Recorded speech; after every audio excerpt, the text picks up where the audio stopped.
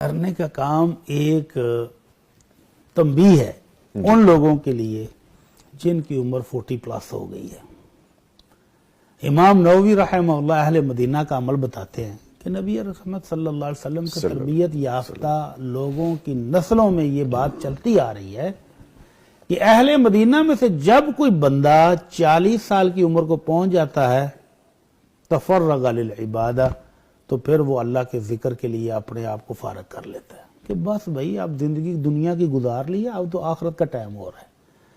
تو اتنی فکر ہوتی ہے اہل مدینہ کو آخرت کی فکر کرنے کی۔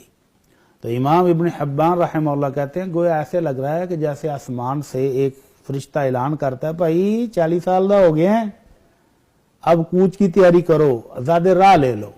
تو ہم سب کو زیادہ راہ کی فکر کرنی چاہیے۔ تو نبی کریم صلی اللہ علیہ وسلم کا خوبصورت سا پیغام، خوبصورت سا فرمان اس بات کی ترغیب دلاتا ہے۔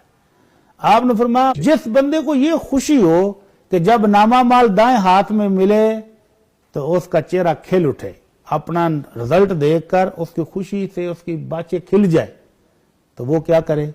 وہ اپنے صحیفے میں استغفار کثرت سے درج کرا لے۔ استغفر اللہ، لا الہ الا اللہ، واللہ اکبر، لا حول ولا قوت الا باللہ۔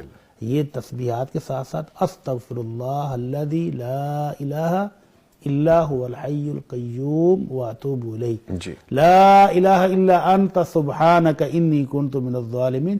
یہ اتنی بار پڑھے کہ کثرت ہو جائے تو کل صحیفہ جب ملے گا تو اس کا چہرہ خود بخود کھل اٹھے گا کہ میں تو اللہ سے بخشش مانگ مانگ کے اپنے رب کو راضی کر رہا ہوں۔ سبحان اللہ۔ اور امام الانبیاء صلی اللہ علیہ وسلم جن کو اللہ نے پیشگی گارنٹی دی ہوئی ہے، گارنٹی بھی رب العالمین کی ہے کہ میرا محبوب اگر کوئی کمی بیشی ہو بھی گئی تو پہلے معاف ہے، اس کے باوجود صحابی کہتے ہیں کہ ہم ایک مجلس میں اللہ کے نبی کو 70 بار بھی استغفار کرتے ہوئے سنا کرتے تھے، گنتے تھے کہ اللہ کے نبی نے 70 بار استغفر اللہ الذی لا الہ الا هو الحی القیوم واتوب الیہ۔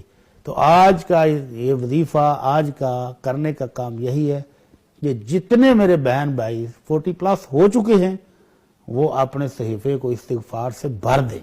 اللہ تعالیٰ ہم سب کو توفیق عطا فرمائے۔ آمین یا رب العالمین۔